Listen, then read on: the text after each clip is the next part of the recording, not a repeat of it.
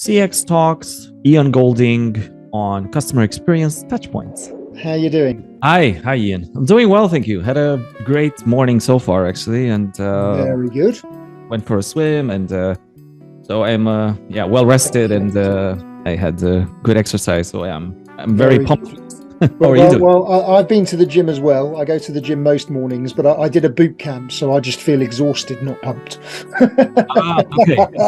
No worries. We'll take it slow. We won't. No, don't worry. It's hey, look, I'm in my 50s now, so it's not quite as easy. But So I'm super happy to have you on. This is a pleasure.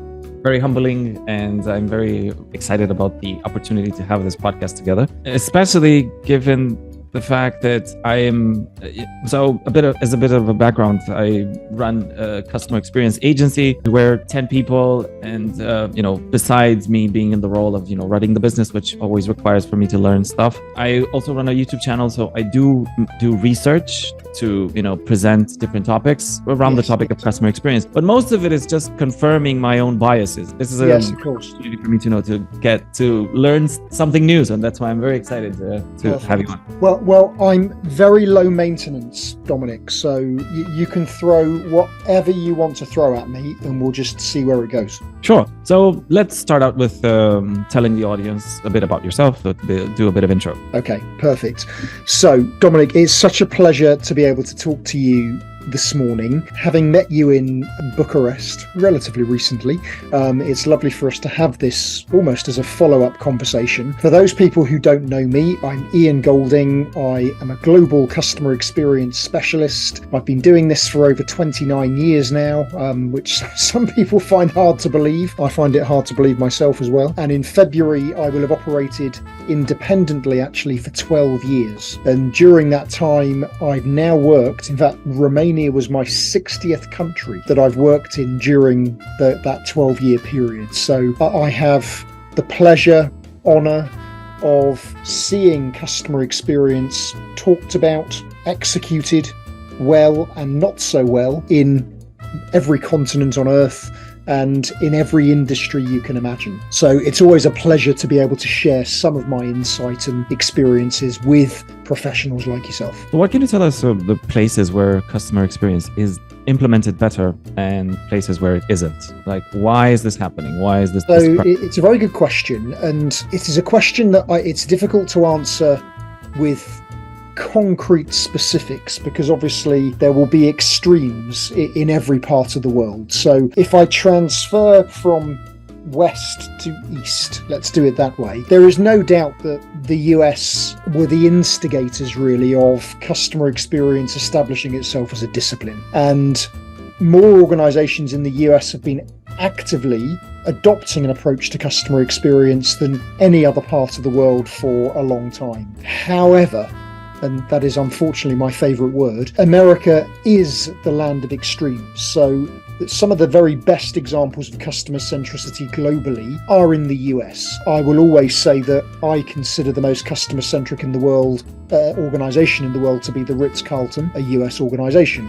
But they also have some of the very worst examples of customer centricity. And arguably, there are a growing number of examples of organizations in the US that are going backwards. So the adoption isn't improving, it's declining. And that's not exclusive to the US. I see the same in the UK, actually, and parts of Western Europe. But where customer experience is advancing quickest, so whether or not it answers your question of is it being done well is a different matter, but where it's advancing quickest is in what I see as parts of the world who have a greater desire to demonstrate growth, innovation, and entrepreneurialism.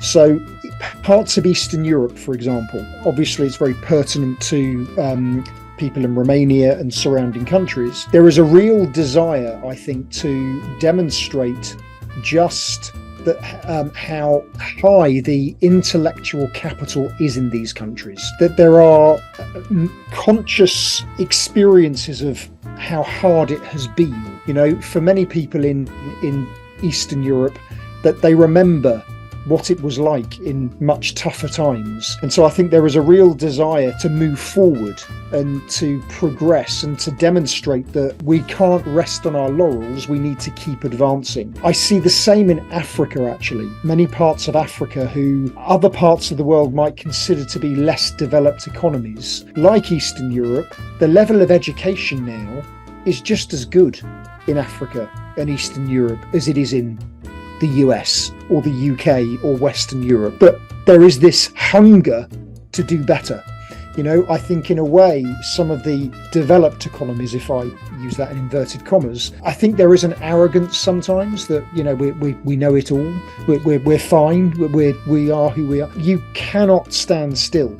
So the most interesting part of the world, I think, at the moment is actually the Middle East. So when you look at Saudi Arabia, the United Arab Emirates, a very significant difference in those parts of the world is that customer experience is being led by the public sector, not the private sector. It's a very different environment because the governments in that part of the world recognise that for them to grow their countries, to get people to invest in their countries, to live in their countries, the experience for the citizen has to be great. And so they are absolutely focusing on really excelling in making the environment that people live in something that really differentiates the entire country. Very, very different kind of environment. And there are some unbelievable examples, brilliant examples coming out of those countries of incredible execution of CX.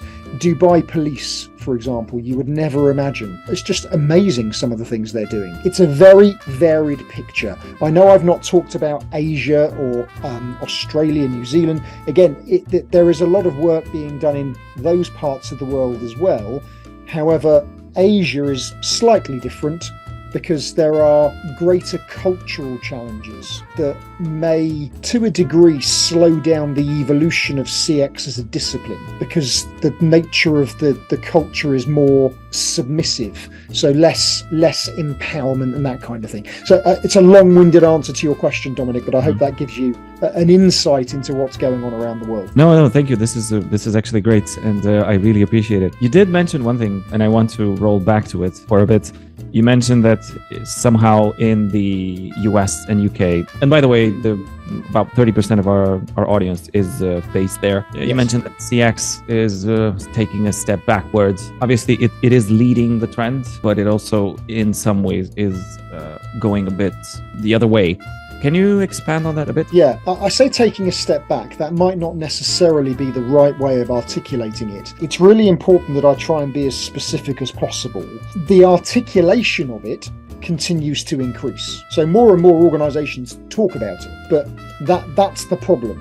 So whilst over the last 10 years everyone is talking about it, are they actually understanding the competencies that are required to turn the words into demonstrable, measurable change is a completely different matter. We're living in an environment right now, globally, where customer expectations are changing quicker than ever before. But organisations, based on what I'm seeing and the interactions I have, are not changing in line with consumer behaviour, primarily because I believe, based on what I've seen, there is a strategic mismatch. So we're still living in a world where many, if not most organizations don't have a customer experience strategy. So they're all talking about customer experience, but they haven't actually defined what they want the experience for their customers to be. So how are they actually going to improve the customer experience if they don't know what they want the experience to be? It sounds like such a ridiculously stupid thing to say, but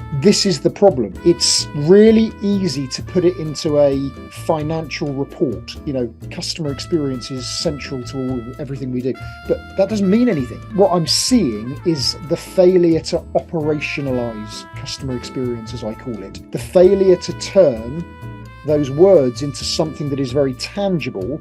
And ultimately, what is not happening is the delivery of change. Change management is, for me, the biggest gap right now in most organizations globally. And as I say, I am from the UK, so I can be critical of my own country, but we are not committing to change, and I think that this mismatch that I talk about is we are so focused on trying to deliver financial performance that there is a lack of patience, a lack of understanding that to deliver change, you may actually have to go slightly backwards before you go slightly forwards. But I think again, it's very easy for me to say this. I was talking to someone yesterday who said, Ian, you're not the CEO of a huge corporation. It's easy for you to say these things. Yes, I get that. And I do empathize that the pressures that CEOs are under to deliver financial return for the shareholders is enormous. I believe it is the responsibility and the accountability of a CEO and their leadership team to explain to shareholders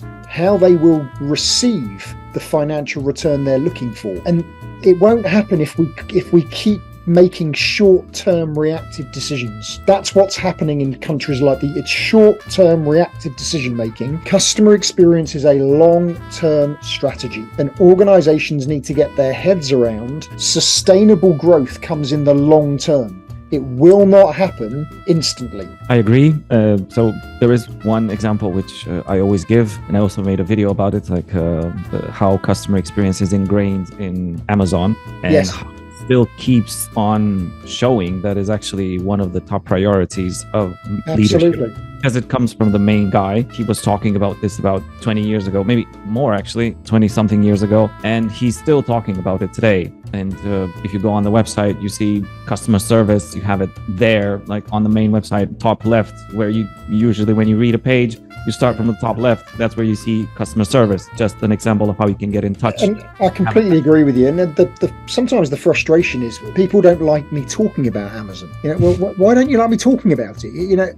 Ultimately, the reason that Amazon is what it is today is because Jeff Bezos knew, he understood that we have got to focus on the long term here. And they didn't make any money for 20 years, and the shareholders didn't like it. The financial markets didn't like him, but he understood this was not about a popularity contest. This is about building something that will sustain itself in the future. And there is no better example of what happens if you do that. It does frustrate me that others, they sort of look at Amazon and say, oh, that's just Amazon. But why? Yeah. Why don't you want to try and repeat what Jeff Bezos did? It's because it's tough.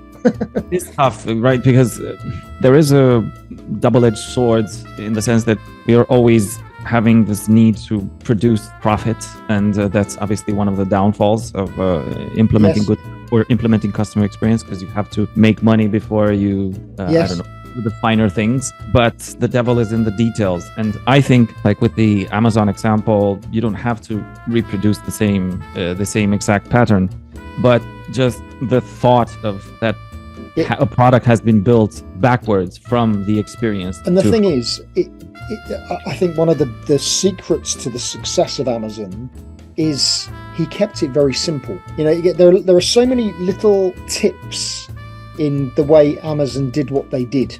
From the point that their website still to this day, the app, is not the prettiest looking thing in the world. All right, but that was never the point. It wasn't about looking nice. It was about functionally achieving what the customer wanted. And it's little things that they did that others haven't emulated still to this day, such as they were the first and only retailer to have a one-click purchase. Now, why was that the case? That was the case because Jeff Bezos did not want to add an additional step into the journey, by having, the what was it called at the time? Verified by Visa at the time, just to complicate the purchase. Do you know what? We won't have that. Now, the banks charged him more for each transaction because he didn't have it. But he said, I don't care. It makes the experience better for our customers. They were the first retailer to accept returns. Okay, you could return something, they would refund you before they received the return. Because as a retailer, they believe that the customer is innocent until they're proven guilty. Most retailers will not refund you until they've got it back. They double check that you're not tricking them, and then they might refund you. It's these little things that make such a difference, and it is all in the spirit of, we have got to do what's right for our customer. And at the end of the day, Amazon, the beauty of it, they sell nothing that's unique. Amazon sells the same things as everyone else, but the reason they are successful is because that functionality, the accessibility, is so supremely better than anyone else that why bother buying it from someone else when it's so easy to buy it from Amazon? Right. So let's define, for example, customer experience. So before I let you go at it, so I want to just bring something which I had a bit of a revelation recently, maybe like as recent as 4 weeks ago. Customer experience to me being the science of applying common sense to a business. Common sense meaning that you do want your customers to feel like they are heard, wanted, and make it easy for them, right? Well, yeah. Well, that's it, right? That's common sense, right? You'd want your customer to like you, to want to come back, reference you to the friends and family. Yeah, absolutely. I would want that. Okay, so that's kind of a common sense that you treat them that way, right? Absolutely. So I guess it gets diluted as a company scales and grows because maybe the people who are invested in actually giving that experience are, promoted to different positions, and people just come join the company. This, let's say, company that grows, and as they scale, people occupying different roles and new people coming in, the concept of offering a meaningful customer experience gets diluted, yes. And then end up having mediocre and maybe even not even that. Well, unfortunately, we lose sight of what we are doing in the first place. I've never blamed the employee for that. This is not about the capability of people. It's because organizations, unfortunately, small and large, overcomplicate what they do.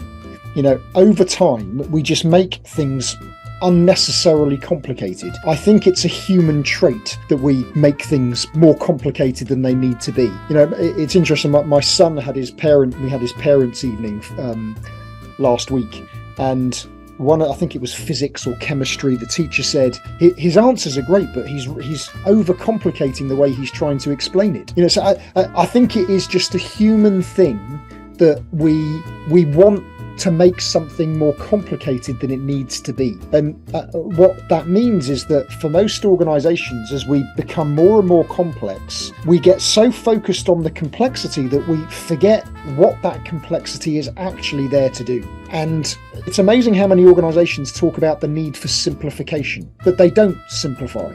We become so comfortable with complexity that actually we don't even realize that a lot of the things that we're doing are unnecessary. Now, I'll answer your question in a minute as to what customer experience is, but interestingly, in the 90s, many organizations were much more consciously understanding of the need for simplicity. And there was a big focus in the 90s on time and motion studies, trying to understand what is it that people do every day, and how much of that is of value and how much of it isn't. Value flow analysis is a very old concept, but that's gone.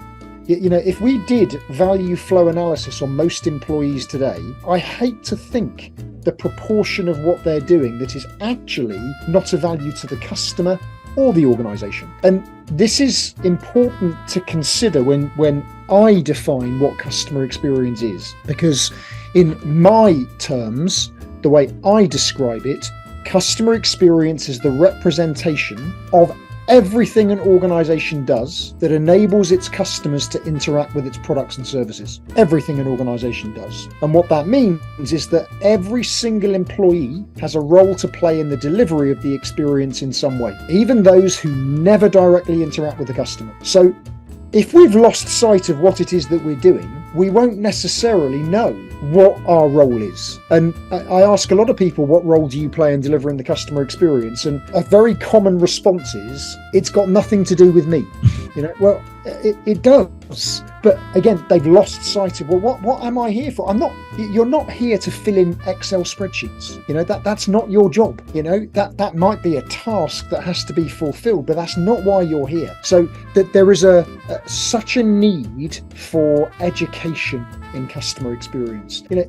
Coming back to what I said before, everyone talks about it, but it doesn't mean they understand it. And we really need to, I think, as we move into 2024, increase even more the education for organisations and employees at all levels so they understand it. But coming back to your point, Dominic, I think customer experience is a science. Actually, I've always called it a science, but it is not rocket science. It is very simple, and I will argue I've been paid for most of my career to state the blindingly obvious. Thank you for saying that. That's very excellent. So actually, we're leaning into the next point that I have, which is discussing the touch points of customer experience. As you did mention, customer experience is the sum of all the interactions that a customer would have with a brand. So let's talk about the touch points of customer experience for a bit. One of the most important concepts that I preach about, and I use the word preach intentionally because I will get preachy when I feel that organisations are just not getting the point about certain things. And one of the concepts that I preach continuously about, and have been now for about 5 years, is the concept of customer journey management. Now, as you know, and as many people listening to this know, there is an obsession with customer journey mapping. So many organisations have mapped customer journeys. And so there is a view that there is a clear understanding of what the customer journey is and the information that it contains. But in reality, again, based on my experiences, most organisations, whilst they've mapped journeys, they don't really understand what they're supposed to be doing with them. And this is a fundamental issue, because when you consider all of the activity that's being done related to customer experience, so much of that activity is ad hoc. It sort of happens from time to time, but it doesn't connect together. And if it doesn't connect together, this is where we will be in a situation where we're not going to see any tangible result of what we're doing. And the interesting thing is that, coming back to my definition of the customer experience itself is delivered through the customer journey. So the experience that a customer is having with an organization, they are having as a result of their interaction across a number of touch points. But those touch points span their relationship with the organization. So before they become a customer, as they become a customer, as you manage their ongoing relationship, as sometimes they might leave you and go somewhere else. But if you don't know what that journey looks like, if you don't understand what the interactions are that are happening at each part of that relationship, how do you know that the things that you're measuring are going to give you a truthful understanding of how good you are at doing it? How will you know where in that relationship you're having the greatest negative impact on customer perception and, as a result, financial performance? How do you know which touch point is it that we need to fix? And this is such a massive issue, and it's why customer journey management is something that organizations need to operationalize more importantly than anything else. If they want customer experience to deliver a financial return, they have got to start managing their customer journeys. And customer journey management is a cycle of continuous interconnected activity, which includes knowing who our customers are so we can visualize their journey, so we can then measure the journey to identify the small number of priorities having the greatest negative impact on customer perception and, as a result, financial performance. And when we know what the priorities are, we then fix them, and we then go back around that cycle all over again forever. And as I say, Dominic, again, I'm sure you will have experienced this as well, that just isn't happening. It's amazing how many organizations have mapped their customer journeys once. They've never looked at them ever again. It's amazing how many organizations have been measuring the customer experience for years, but they don't know what the customer journey looks like. So what they're measuring is not actually reflective of the truth. And if I prod and poke companies hard enough, they will tell me what they think their priorities are, but they never fix them. So we've got to get this cycle in place. So coming back to that question about touch points, I think one important consideration that I would say to people listening to this and to the organizations they work in and with, one of the things we mustn't get hung up about is language. People use different words to describe things, touch points, moments of truth, interaction. There are various ways to do it. It doesn't matter. It does not matter what words you use. But what we need people to understand is that your customers are interacting with your organization continuously throughout their relationship. And it is those interactions that you have got to understand if you're going to be able to improve the customer experience. It is not about understanding the things that you do, your processes. Yes, that's important, but that is not what the customer sees. What we need people to get their head around is what is it that your customer is actually seeing every day, every month, every year in their relationship with you. Yes, I completely agree. And if we were to break these into some buckets, right? The concept being there are different touch points in different parts of the journey, right? Before becoming a customer, there's most likely marketing, which is the website, the blog, the ad, etc. Then there's the sales process, which is, happening over when they become a customer. So that's, again, like a conversation, that's a form. I don't know exactly how the customer does that.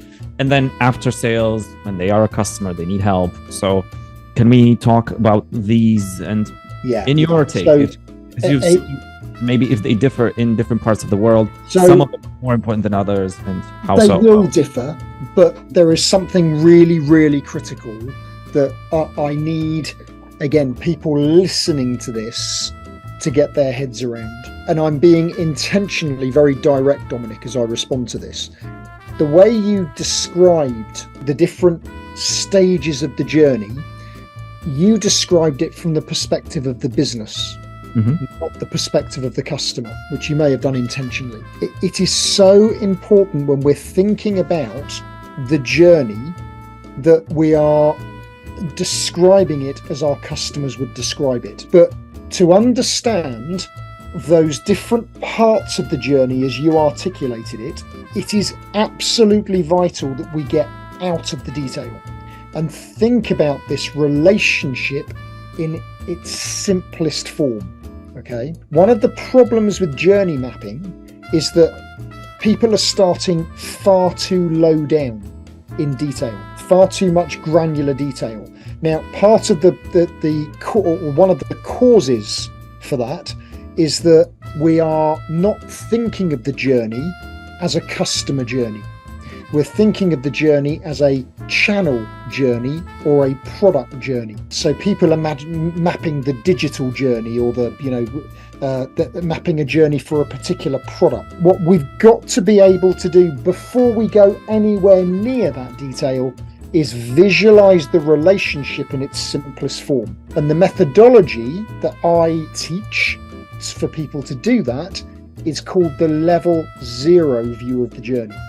It is a visualization of the journey in its simplest form, okay? And it's about identifying the stages of the journey that a customer would go through. If I give you a very, very simple retail example, if a customer wants to interact with a retailer online, which most customers will now do, they will browse, they will buy, they will receive what they bought, and they might need to query what they've received. That, from the customer perspective, that is it.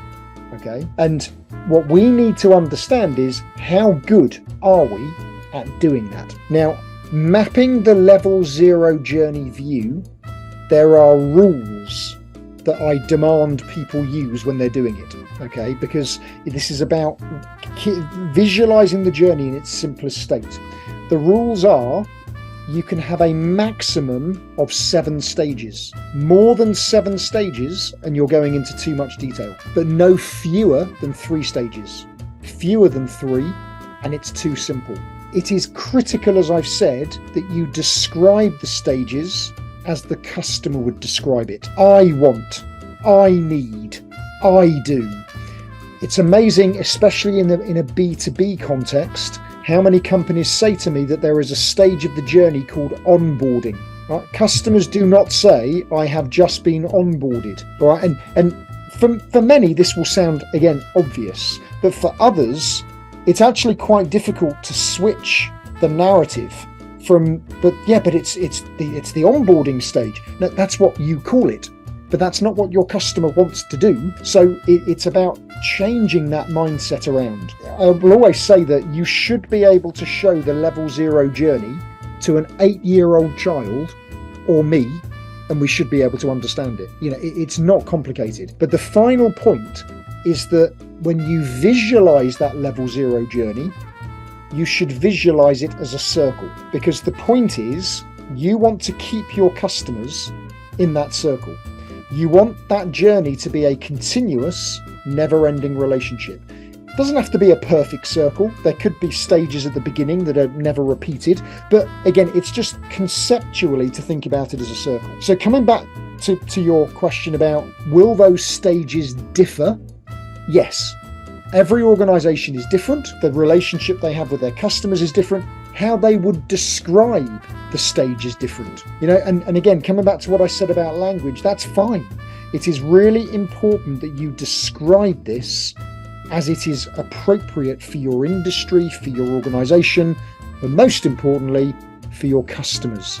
How would they describe it? That is the key. Does that answer the question? It does, yes. And it's actually, you've touched a bit of a nerve on my side with when you say there is no onboarding, because yes, that makes sense. For even for me, I do get caught up into the business lingo or jargon, and I definitely call it onboarding. But customers would call it, I want to start using that thing. Exactly. That I like, right? Exactly. So.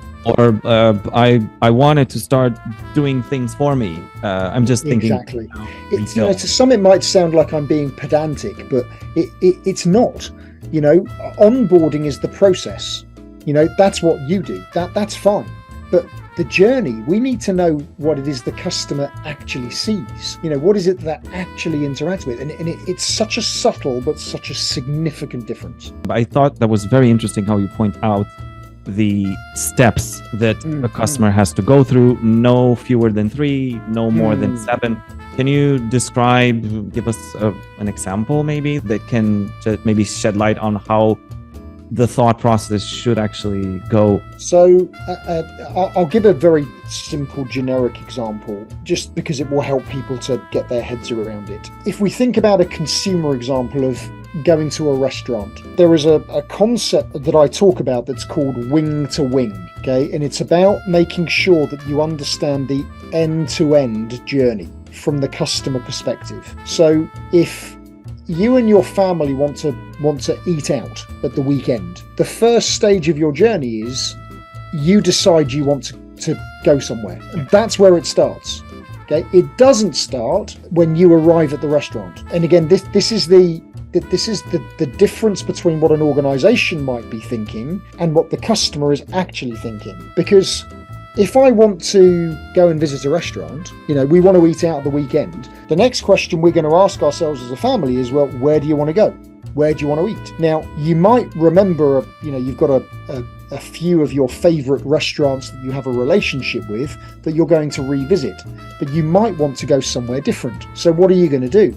Well, I might go on to Google, but the point here is that the organization needs to understand that the first stage is I want to eat out. And what they then need to understand is what are the touch points that sit in that stage of the journey. So it could be that they look on TripAdvisor. It could be that they look on Google for Google reviews. It could be that they've received something through the mail.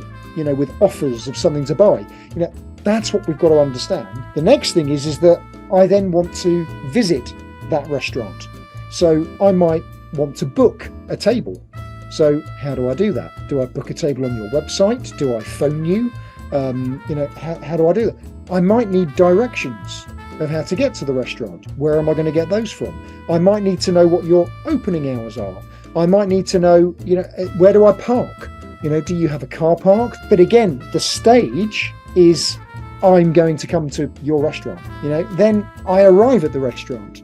Now what happens? Is the table available? Is it not available? And I could go on. But it's about considering, firstly, what are those stages? I want to eat out. I choose your restaurant. I visit your restaurant and have my meal. I leave and I go. But what happens once I leave? Am I going to come back again? Am I going to tell others about you? Am I going to leave a review online? The only way you can truly get your head around this is to experience exactly what I've described as the customer would experience it. That very overused phrase of putting yourself in the customer's shoes, you have got to see it through their eyes. And you've got to do what they do. And people say to me, yeah, but we're a B2B. That doesn't matter. You can still put yourself in their position and speak to them and ask them, what do you do? How do you do it? So that is the way we've got to be thinking about constructing that journey in its simplest form. And remember, all of this should be done before we determine how to measure the journey, because the measurement that we have in place, whatever our customer experience measurement system is, should be all about telling us if we're any good at doing that. But as I say, most organizations have been measuring the experience for years and they don't actually know what the journey looks like. So what is it that they're measuring? How do they know that what it is that they're doing is giving them any indication that what they're doing is the right thing for their customers?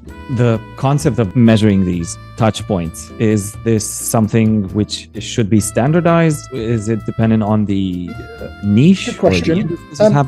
No is the answer. And I think in a way that is a problem. There is no rule book that says that you have to measure Net Promoter, for example.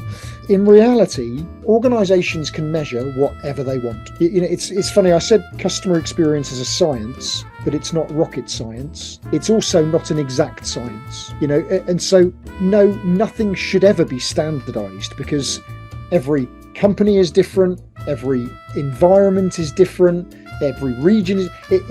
We've got to adapt to the situation we're in. And when it comes to measurement, we should be using whatever is appropriate to give us a truthful understanding of customer perception. What we want to know is the truth. What we don't need to know is a score, that we can massage our egos with. What we need is the truth that helps us to understand where do we need to focus to make this better. That is what customer experience measurement should be about, And sadly, most organizations are not doing that they are not measuring the experience correctly. And it's a massive, massive problem. And there are lots of cultural issues behind it.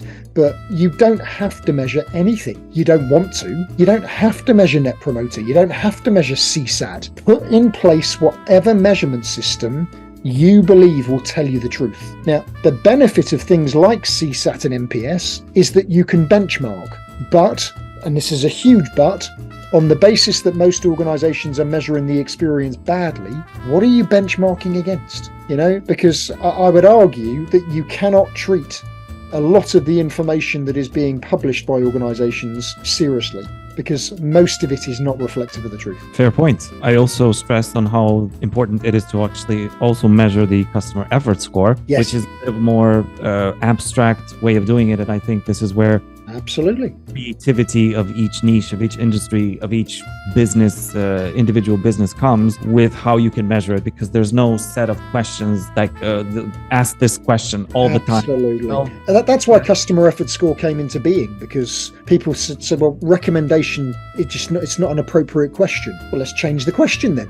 Why not? There is an organization I'm aware of that now has something they call the emotional value index. So they're measuring basically the emotional connection between a customer and the interaction.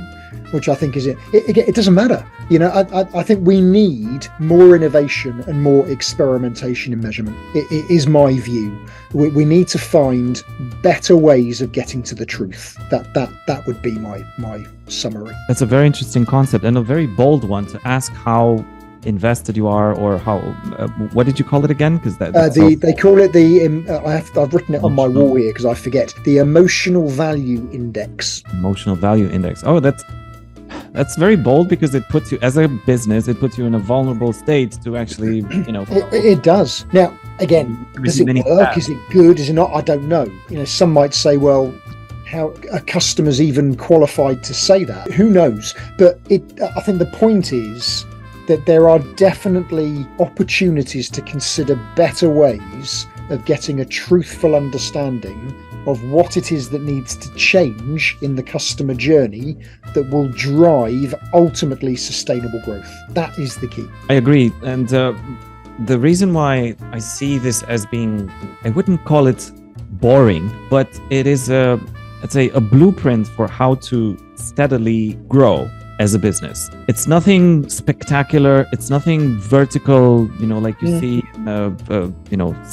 Ponzi schemes, and you see in crypto, or I don't know, the .com bubble, things being blown out of proportion. It's sort of a science that you did mention. Okay, not rocket science, but if you apply it, you have a steady growth of, 5-10%, maybe 20 if you do it really well, but it's still growth, and compound that over 10, 15, 20 years, well, you are already, 50 times bigger just by doing that. But it's a boring way to do things. One of the things I've done recently, or I say recently, probably the last 18 months, is get people to understand that the most important voice in a customer experience measurement system is not voice of the customer, it's voice of the business. What we need to demonstrate is how everything that we're doing is having a positive impact on strategic business metrics. Strategic business metrics represent the voice of the business. So, of course, we need VOC, but we also need voice of the employee, and we also need what I call voice of the process, which represents a measurable understanding of the things that we do.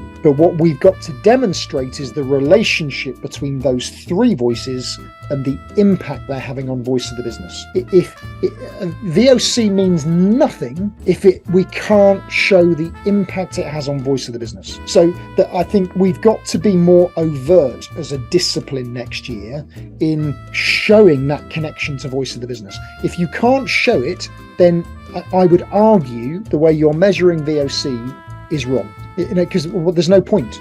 It won't mean anything, and you will find it extremely difficult, if not impossible, to influence leadership in the way that you need to. Fair point. I guess the next on the list would be to talk about a bit of practical advice for businesses and what people can take out of this. I know that it is very much dependent on the niche, the industry, yes, business.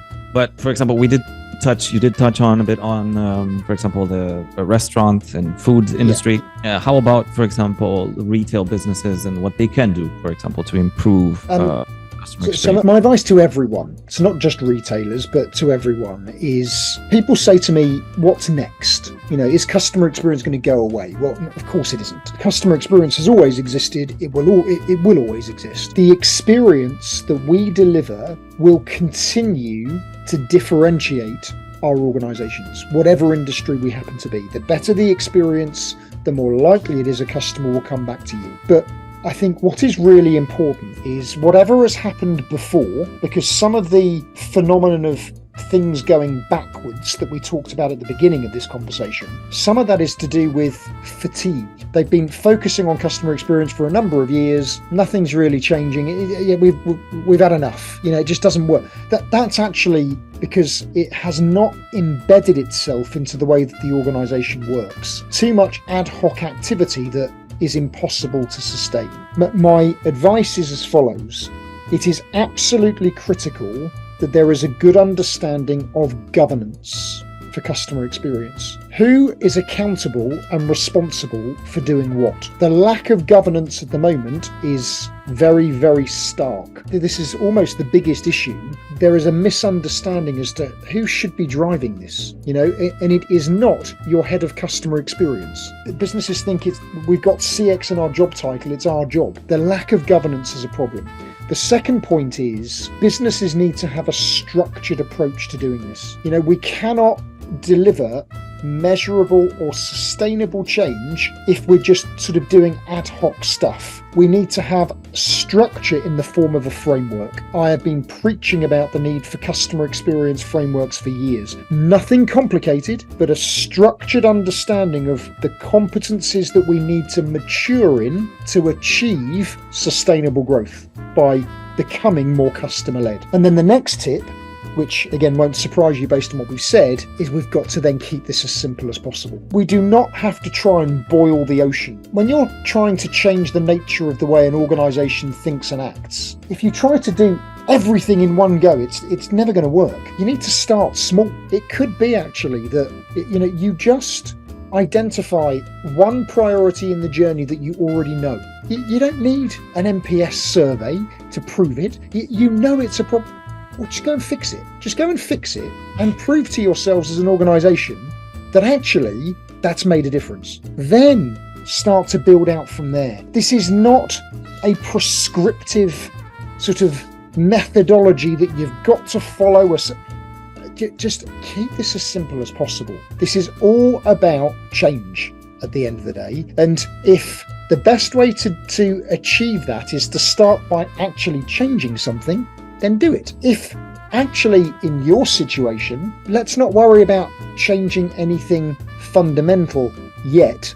Maybe the first thing we've got to do is to show our people that we believe in them and that we trust them, because actually that's the problem. We've been so obsessed with trying to make money over the last few years. Let's get our people to just stop for a second and let's show them how much we care about them. Let's do that first. Again, there is no right or wrong here. This is why for us to be brilliantly effective as customer experience professionals, it's not about knowing every methodology on earth. It's about understanding the scenario that we're in front of. That's what makes us brilliant CX professionals, is that we interpret the situation and then we guide the organisation to do what's right in that situation. We're almost sort of customer experience problem solvers. How do we solve the problem for this organisation? But they've got to diagnose what the problem is first. And some organisations don't think they have a problem at all. And so, we're trying to convince them to do stuff when they don't even think there's any stuff to do. So keep it as simple as possible. There is a concept I call customer experience readiness. Not everyone's ready for this. So you might have to go really slowly, but that's okay. This is a long-term strategy. So do not try to go too hard, too fast when the organisation isn't ready for it. Okay. So this actually sparked some curiosity on how you operate. For example, when you work with an organization, do you, as part of your involvement, do you also go in and find the bottlenecks in the customer journey? Sometimes. So it varies. Mm-hmm. It varies. There are times when organizations want me to diagnose for them, and so I will do an assessment of how customer-centric they are today. I have a proprietary maturity model that I use to do that. Sometimes they just want education or inspiration. So I will always say that around 50% of the time I share knowledge, so organizations understand how they need to do this. The other 50% of the time I will help them understand how to operationalize the knowledge. But it will, as I say, every organization is different. So every time someone talks to me, it's a different, that what's underlying it is very similar, but the organisation is very different, and so the approach has to be adapted to that situation. There are many times though, Dominic, where people want education when I will interpret that they're not actually ready for it. There's no point educating and sharing knowledge with an organisation if they're not ready to do anything with the knowledge. So I am very unusual, and I will say to clients, no. That you don't, this is not the right time to do it, because I will get people very excited as I'm sure you do. But if nothing happens, it actually is more detrimental than positive. So, we need to be very real with the organizations that we talk to and help them to do what's right for them. And for us as independent consultants, that's what develops relationships with organizations, because then they know that our motivation is to do what's right for them. No, I completely agree. So there are customers who come overjoyish about for example, AI. We want AI. Yeah. Okay. Why? Why do you need it? Well, because it's the hot thing and everybody has it. Like, well, no, that's not going to solve your problems. Like, what are you actually trying to solve? Yes. Well, it's technology. We need to apply technology because we are behind. Well, okay, but before you go into the technology, you start spending all this money. What exactly are you trying to solve? What is the business requirement that is actually a fit with this need that you say you have? Right. And oftentimes we realize that as a consultant, I say, okay, let's build out your baseline. Let's make sure that everything is functional, like your baseline is working well. And then you can apply, all of this new tech that will make your life easier. But you can't really apply technology. Actually, you touched on this on one of your during the event. The technology is not there for you to, it's not going to solve your problems unless you actually know what exactly you're trying to solve with it. So Absolutely.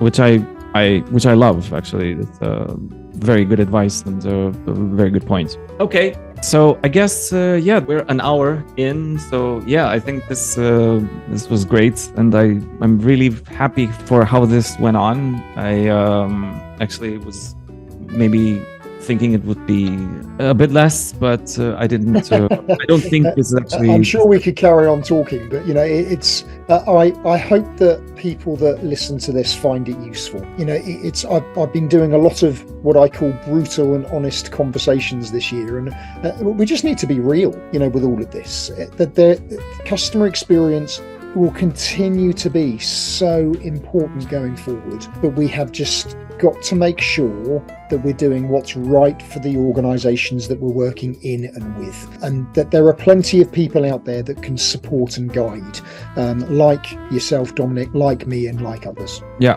I agree. So thank you so much, Ian, for being here. I found this incredibly insightful. So thank you so much. It is such a pleasure. Well, thank you very much for asking me, Dominic, and hopefully, I say hopefully, I'm pretty sure I will see you in Bucharest again next year. Sure. Yeah. Of course. Yeah. Fantastic. All right. Well, listen, thank you so much for asking me, Dominic. Take care. Have a good Christmas. You too. Bye-bye. Thank you. Bye.